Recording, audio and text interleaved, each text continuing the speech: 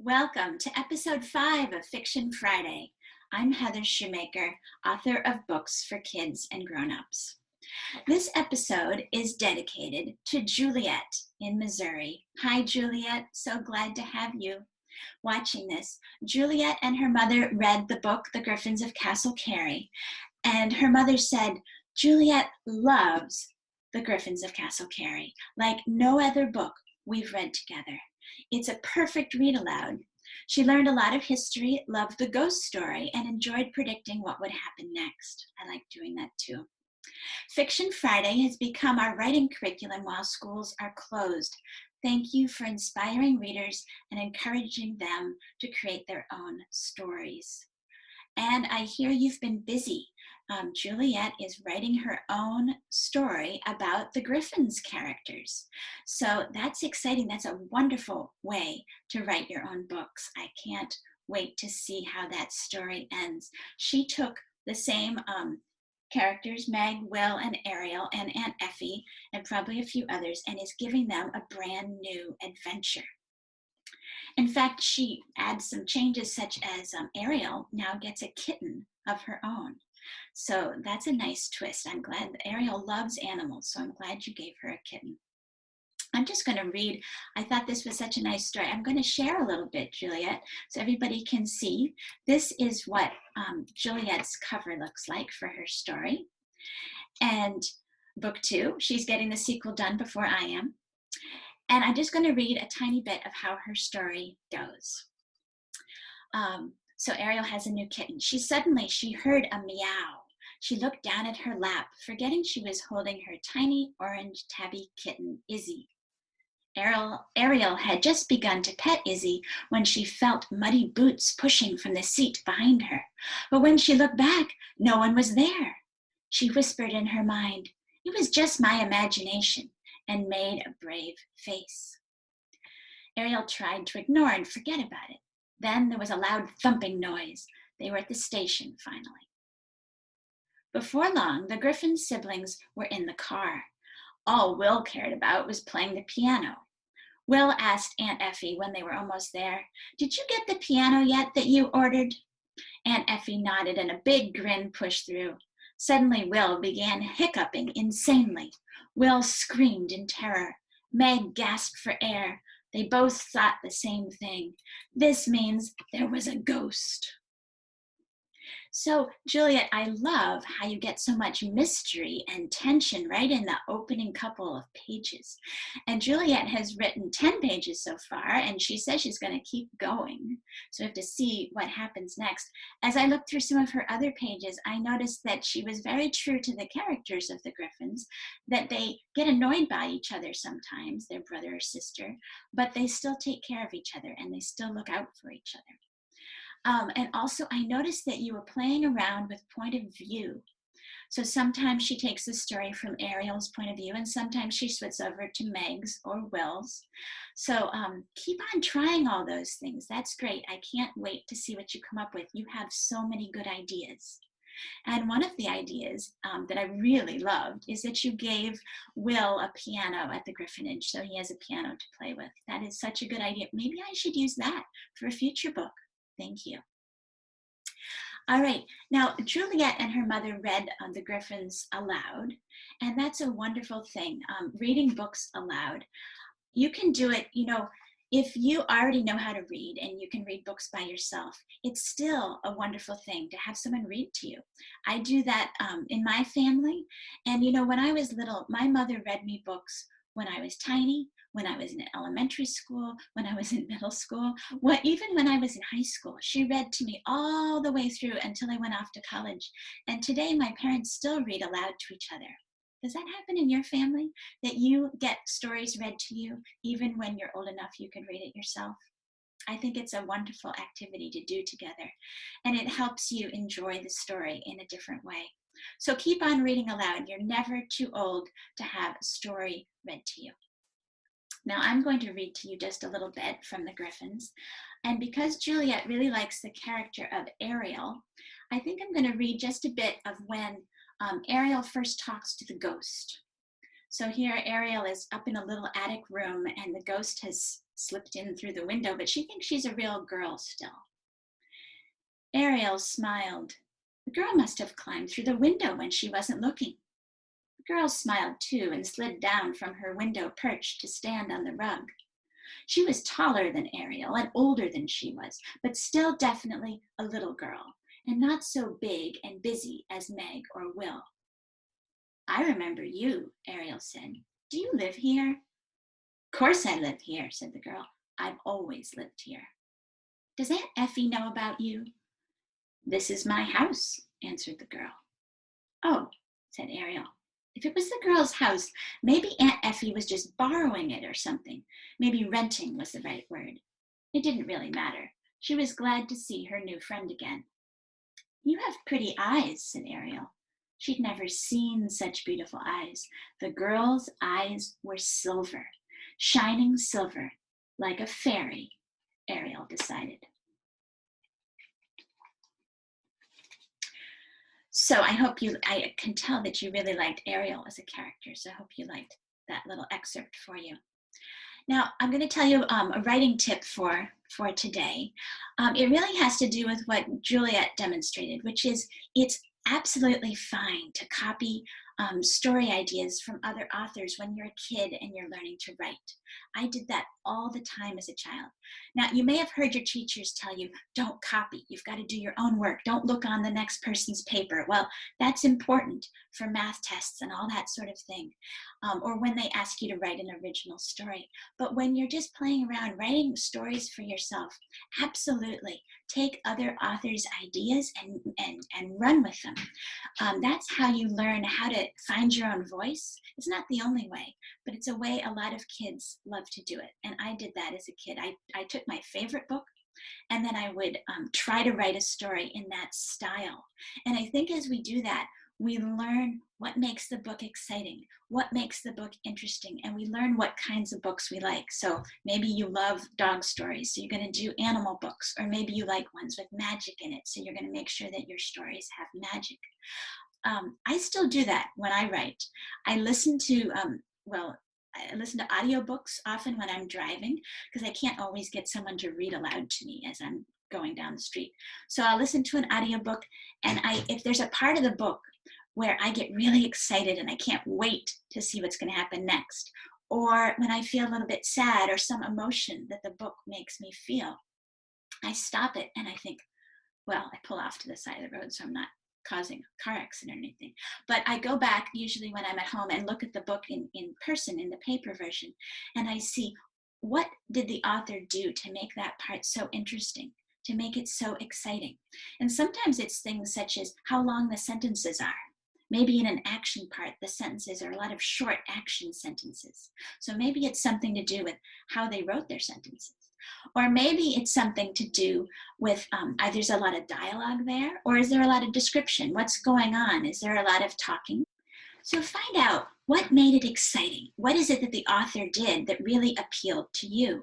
And one thing about borrowing characters, so maybe you want to borrow these characters in your story, or you want to borrow characters from another book that you really love. There's so many great books out there. I think that's a great thing to do because when you're starting off writing fiction, it can get a little overwhelming because you have to make up everything. You have to make up where it takes place, and you have to make up the characters, and you have to make up all the things that they're going to do. And sometimes that can get you stuck, and you say, I'm going to write a book today, or I'm going to write a novel, or I'm going to write a story, and you don't get past the first page, or you don't get past chapter 1. So sometimes if you just use ready-made characters that you really enjoy yourself, then some of that is already thought up for you. Then you could just have to think up, well, what's their new adventure going to be? So that's something that I did a lot as a kid. And here's another idea. I'm going to show you some of the books that I did that are doing that. I did retellings of fairy tales. So here's the story of Hansel and Gretel and Rapunzel. And what's neat is these are retellings of old fairy tales that everybody knows. I did Little Red Riding Hood, Rumpelstiltskin, but then you don't have to make up the basic storyline, but you can find your own storytelling voice. So how are you going to tell this story? So for example, let me just share with you a little bit from the book I made for Hansel and Gretel. And you know what's neat about these? See, I had trouble with the spelling there.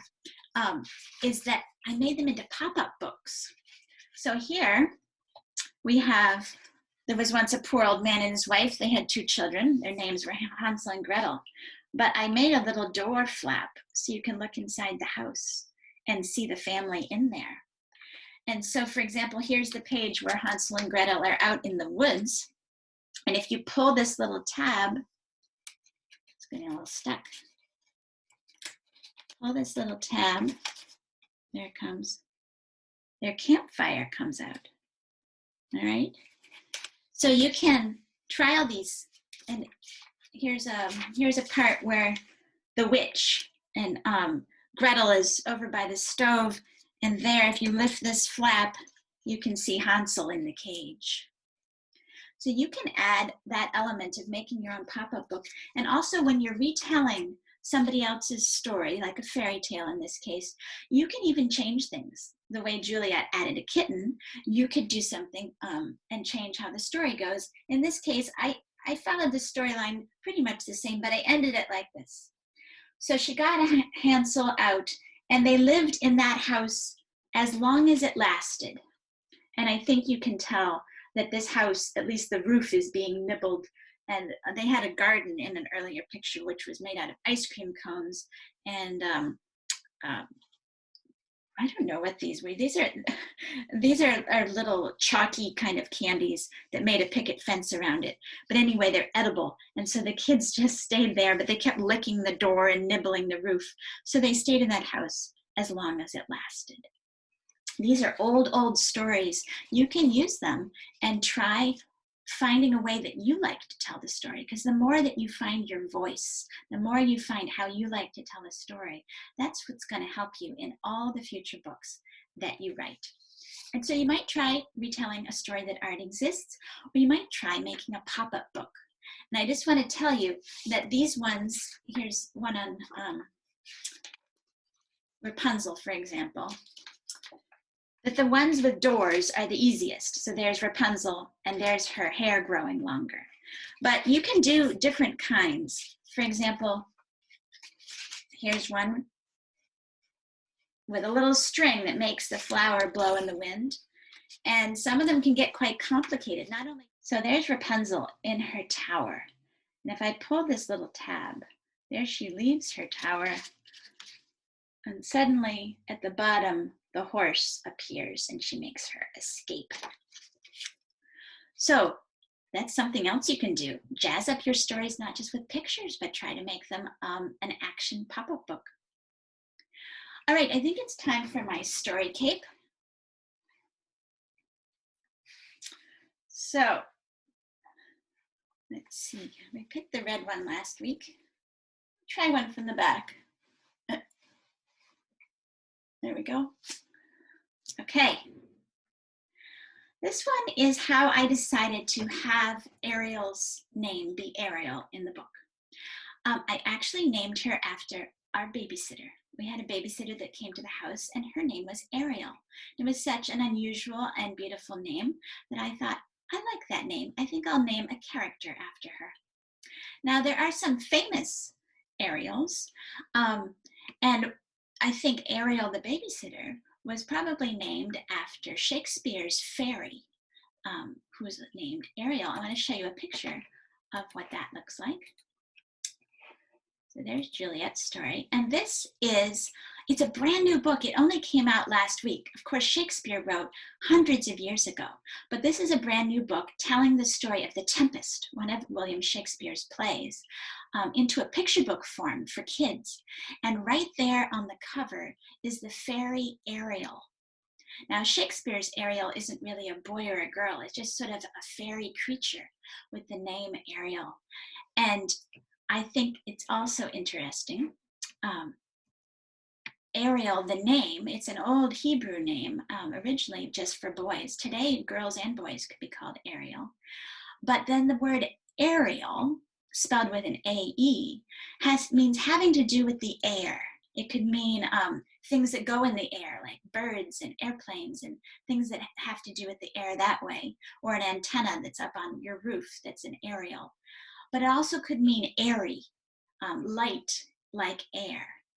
And so when I think of the name Ariel, partly because of Shakespeare's very famous fairy named Ariel, and I was thinking about the youngest child in my story. She's so young, and she sort of believes in the ghosts, and so she lives in a magical world of imagination, and her mind has a lot of this airy quality to it. And so I thought it was just a perfect name to name the youngest Griffin child Ariel. So that's why I did that. Oh, I just wanted to tell you a quote from Shakespeare and his Ariel character. Ariel says, "I am Ariel, a spirit of the air. Magic is in every part of me." And that's what I hope that I can do with the books that I write, is to add a little bit of magic into your lives.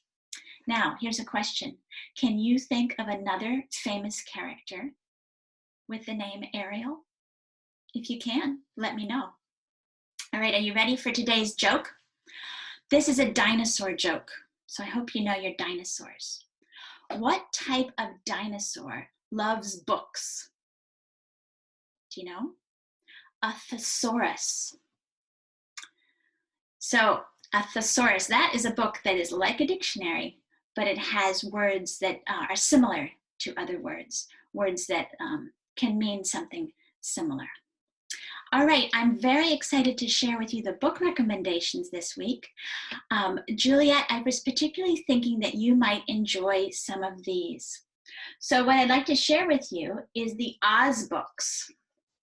Did you know, now you've probably seen the movie The Wizard of Oz, or maybe you've read the book The Wizard of Oz. That is a very popular story. But did you know that The Wizard of Oz is just the start of it? There are actually 14 books in the Oz series, and they're set in the land of Oz, and Dorothy comes back in a lot of them. Here's book 2. So book 2, you can see, has the Scarecrow again, and the Tin Woodman again. It doesn't have Dorothy in this book, but it introduces some great new characters, including one of my favorites of all time, which is Jack Pumpkinhead. Jack Pumpkinhead is made out of wood, and he has a giant pumpkin for his head. He's a great character. And it also has interesting characters that are just a lot of fun, like the Gump.